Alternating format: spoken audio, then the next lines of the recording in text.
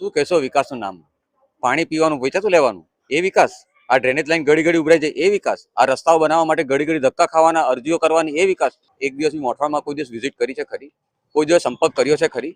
Railway ટાઈમે કોઈ વ્યક્તિમાં પૂછતું નથી. કોણ આસિફ બરોડાવાળા? આશીષભાઈ ગાર્ડન વ્યૂમાં એમને પોતે જ પૂછી જાય કે ગાર્ડન વ્યૂમાં કેટલું પાણી ભરાય. તમે એમ કહો છો કે આસિફભાઈ બહુ વિકાસ કરે છે, તો બધા મુસ્લિમોના નામ કાપવામાં શું રસ હતો? કોમની સાથ નથી આપવો? જે કોમનો નહીં તો કોનો સાહેબ?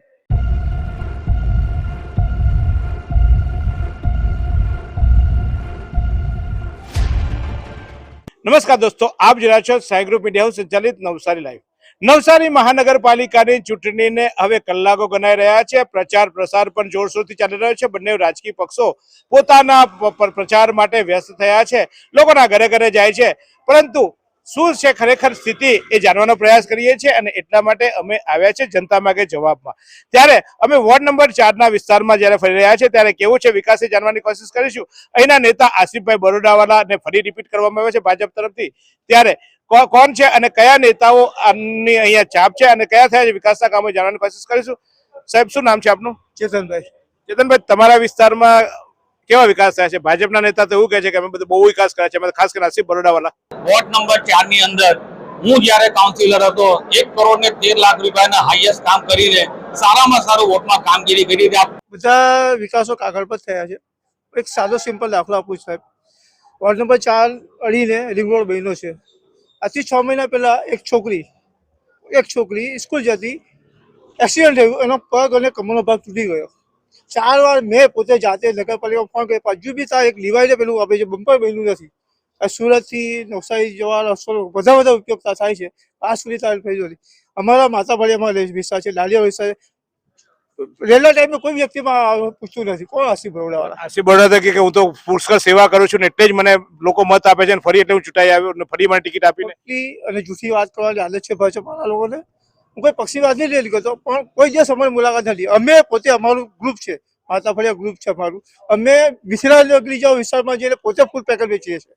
કોઈ પક્ષ માણસ આવતું નથી, કોઈ વ્યક્તિ કામ કરતું નથી ત્યાં. સાહેબ, તમારા વિસ્તારમાં કેવું છે વિકાસ અને તમારા નેતાઓ તમને નિયમિત મળતા છે, બહુ વિકાસ કર્યા છે એવું એમનું કહેવું છે? શું હકીકત છે? શું કહેશો વિકાસનું નામ? પાણી પીવાનું વેચાતું લેવાનું એ વિકાસ? આ ડ્રેનેજ લાઈન ઘડી ઘડી ઉભરાય છે એ વિકાસ? આ રસ્તાઓ બનાવવા માટે ઘડી ઘડી ધક્કા ખાવાના, અરજીઓ કરવાની એ વિકાસ? મોઠવાડ બોલાને આવીને તમે રસ્તો જોજો સાહેબ. અમારો મોઠવાડવાનો રસ્તો કેટલા વર્ષ પછી બન્યો. અમે એમ કહ્યું છે કે આસિફભાઈ એમ કહે છે કે હું બહુ લોકપ્રિય છું અને ટિકિટ મને મળી છે. ગયા ટાઈમમાં કેમ નહીં મળી હતી? એમણે ટિકિટ માંગવી પડે. અમારા ઉમેદવારને લોકો સાંભળેથી કહે છે કે તમારે જ ઇલેક્શન લડવાનું. સાહેબ, એમનું તો કહેવું એમ છે કે હું લોકોમાં વચ્ચે રહું છું, લોકોની પાસે જાઉં છું, તો તમારે તો આવતા હશે આસિફ બરોડાવાલા. તો મોઠવાડ છે સાહેબ, એવો અહીંયા રહી છે. એક દિવસ મોઠવાડમાં કોઈ દિવસ વિઝિટ કરી છે ખરી? કોઈ દિવસ સંપર્ક કર્યો છે ખરી? તમને ફરી કહું છું, એમને ટિકિટ માંગવી પડે. અમારા ઉમેદવારો પબ્લિક આપીને કહે છે કે આ તમે અમારા વતી ઇલેક્શન લડજો. અમારા 4 ઉમેદવાર પબ્લિકની પસંદગીના છે. નહીં સાહેબ, આસિફ બરોડાવાલા અથવા તો વોર્ડ નંબર 4 નેતાઓને એવું કહેવું છે કે અમે પ્રજા વચ્ચે રહી છે અને અમે લોકપ્રિય છે એટલે અમે જીતી જવાના છે. પ્રજા અમને મત આપવા માટે આતુર છે. સાહેબ, શું હકીકત છે? ખૂબ સરસ વાત કરી તમે. એ લોકો એમ કહે છે કે અમે પ્રજાની વચ્ચે રહીએ છીએ. સ્થાનિક સ્વરાજની ચૂંટણી છે. જો આની પહેલાના 4 કોર્પોરેટર, બીજેપીના 3 કોર્પોરેટર હતા, એ લોકોએ બહુ સારું કામ ને સરસ કામ કર્યું હશે, તો એમને કેમ રિપીટ નહીં કર્યા ભારતીય જનતા પાર્ટીએ પોતે જ? જેને જનતાએ નકારો આપી દીધો છે, તો એ લોકોએ 4 બીજા ઉમેદવાર નવી આખી પેનલ બનાવવી પડી. શું કામ બનાવવી પડી? કેમ કે કોઈ કામ જ નથી થયા. મૂળભૂત સુવિધા પાણી વેચાતું લે છે લોકો 20-20 રૂપિયા. જેની ઇન્કમ જ નથી 10,000 રૂપિયા, એ માણસ રોજ 20 રૂપિયાનું તો એને પાણી પોતાનું ઘર માટે પીવા માટે લેવું પડે છે. આ પરિસ્થિતિ છે વોર્ડ નંબર 4 ની. સાહેબ, તમે આ વિસ્તારમાં રહો છો, શું સગવડ છે? સગવડ છે તમને? બધી સગવડો મળે છે નગરપાલિકાની? કોઈ સગવડ મળતી નથી. અને તમારા નેતા તમને મળવા આવે છે ક્યારે? કોઈ દિવસ આવ્યા જ નથી. આસિફ બરોડાવાલાને ઓળખો છો? બિલકુલ નહીં, કોઈ દિવસ નહીં. જોયા છે ખરા? જોયા છે, વોર્ડમાં કોઈ દિવસ નથી જોયા કે કોઈ કામ માટે આવ્યા હોય. અમારા વોર્ડમાં ક્યારેય કામ કરવા માટે નથી આવ્યા. આપ જોઈ રહ્યા છો તે રીતે અલગ અલગ લોકો આ મત આપી રહ્યા છે. શું છે તમારા વિસ્તારની પરિસ્થિતિ અને ભાજપના એવું વિકાસને મત આપવાના આપ? કારણ કે ભાજપ તો એવું કહે છે કે અમે બહુ વિકાસ કર્યો, ગલી ગલીમાં વિકાસ કર્યો છે. વિકાસના ફરક કેવા છે તમને? રંગુનગરમાં 15 વર્ષથી રોડ નહીં બન્યો હતો. NMCની વેબસાઇટ પર અમે લોકોએ અરજી આપીને એ રોડ બનાવ્યો છે. એના પછી એ અમારો 15 વર્ષ પછી રંગનગરનો રોડ બન્યો. એના પછી બધાનો ફોન બી આવ્યા પણ અમારો રોડ એમ કે અમે બનાવ્યો છે. મારા પાસે અરજી છે. એવી કઈ હોસ્પિટલ છે જ્યાં કેન્સર માટે સર્જરીની સેવા હોય, કીમોથેરાપીની સારવાર હોય, રેડિયેશનની સારવાર હોય, પીટી સીટી સ્કેન હોય, કેન્સરની પેથોલોજી હોય, મેમોગ્રાફી હોય, એટલે કે બધું જ. હા, બધી જ સારવાર એક જ હોસ્પિટલમાં હોય. તે છે નવસારી નિરાલી કેન્સર હોસ્પિટલ.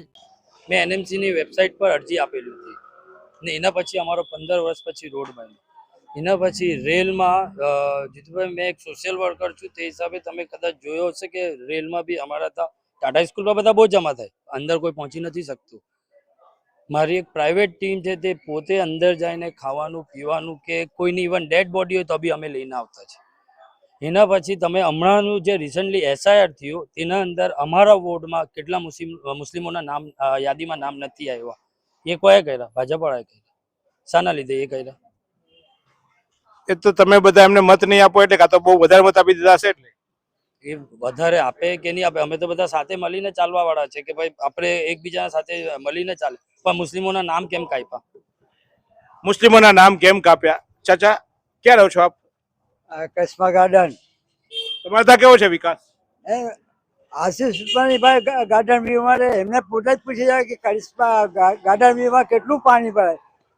ગટરમાં ચોકઅપ થઈ જાય ઘડી વાર, પાણી નીકળવાનો રસ્તો જ નહીં મળે. 5 થી 6 વખત ગટર ખોલે, રસ્તો બનાવે, પાછા ખોલે, પાછા બનાવે. ઘડી વાર પબ્લિકના પૈસાને પાણી કરી નાખે. એ તો પણ પાણી આપવા માટે પાણી કરે ને સાહેબ. તો આસિફ બરોડા તેમ કે ગલીમાં જાઓ ને દરેકના કામો કરો ને એવું. એમને જ પૂછો ને, એમનો જ ઇલાકો છે ગાર્ડન વ્યૂ. અમે કરિશ્મા ગાર્ડન સામે છે. એમને તો પાણી આવે ગાર્ડન વરસાદનું. વ્યૂમાં પાણી ભરાઈ જાય તો આવે જ ને, એમના ગમી બી આવે જ ને. અહીંયા કેટલાક યુવાનો પણ ઉભા છે, કેટલાક ચોક્કસ એમને પણ આપણે પૂછવાની કોશિશ કરીશું. અને ખાસ કરીને અહીંયા આસિફ બરોડા સાહેબને ઓળખો છો આપ? જી, ઓળખીએ છીએ ને. આવે છે તમારે ત્યાં કામ કરવા? કામ કરવા એટલે કઈ કામ હોય ને તમારા ઘરે તકલીફ હોય તો આવે જ? એવું તો કોઈ અમારે કઈ જરૂર પડી જ નથી કે આજ લગીને અમે આસિફ બોલ્લામાં આવતા હોય એવું કઈ? મેં તો આ બાજુ વોર્ડ નંબર 4 માં 4 જગ્યામાં ફરી રહ્યો, પણ એ તો મતના ટાઈમ પર જ આવે છે બધા, બાકી એમ કોઈ દેખાતું નથી. આસિફ બરોડાવાળાનું કેવું તો એમ છે કે હું તો દરેક ઘરે જાઉં છું, લોકોના પ્રશ્નો સાંભળું છું અને એટલે જ મને ફરી પાછા લોકો ઇલેક્શન છે એટલે બધા આવવાના જ છે, એટલે બધું જ થવાનું છે. એમ બાકી કોઈને કઈ તકલીફ હોય છે કોઈ આવતું જ નથી. આજે મેં પાણીની ટાંકી પાસે રહું છું. આજે 5-6 મહિનાથી પાણીની ટાંકી તૂટી છે. એ પોઝિશન એવી ખરાબ છે કે અમારે ઘર પાસેથી ઉતરવા ચડવામાં એટલી બધી તકલીફ પડે છે. 2 ફેરી તો મેં ખુદ પોતે પડી ગયો છું. કોઈ કામમાં બરોડા નહીં આવે બચાવવા? કોઈ કોણ આવવાનું? કોઈ નથી આવતું સાહેબ. તો આજે ભાજપની સત્તા છે પણ કોઈ મતલબ જ નથી સાહેબ. ભાજપની સત્તા છે પણ કોઈ મતલબ નથી. આ છે આ વિસ્તારની હકીકત. આસિફ બરોડાવાળાનું કહેવું છે કે લોકોને હું પ્રિય છું, લોકો વચ્ચે રહું છું અને લોકો મને મત આપવા માટે આતુર બન્યા છે.